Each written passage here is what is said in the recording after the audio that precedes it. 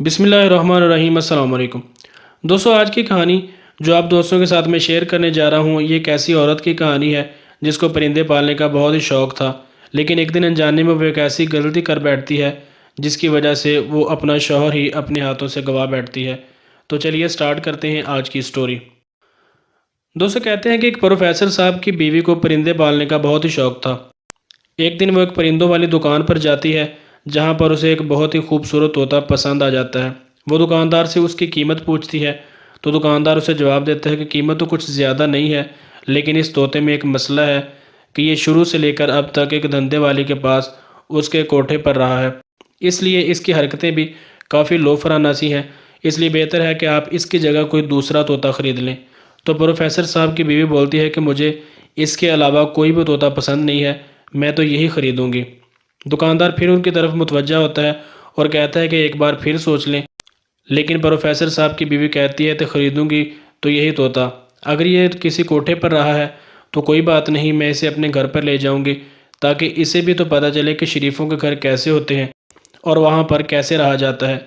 Professor साहब की बीवी पैसे उसे देती है और तोता लेकर घर वापस आ जाती है। वापस आकर जब कमरे में उसका पिंजरा रखती है तो तोता घर में चारों तरफ नज़रें दौड़ाता है और कहता है कि वाह, क्या खूबसूरत कोठा है। बेगम साहिबा जब उसकी बात सुनती है तो उसे नागवार तो गुजरता है, लेकिन ये सोचकर खामोश हो जाती है कि चलो 2-4 दिन में वो इस माहौल से मानूस हो जाएगा।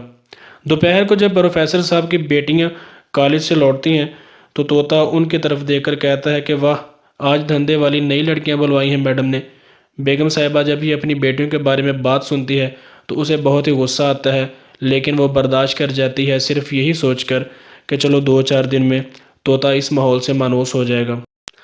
लेकिन शाम को जब प्रोफेसर साहब घर लौटते हैं तो फिर वो होता है जिसका किसी ने कभी सोचा भी नहीं था।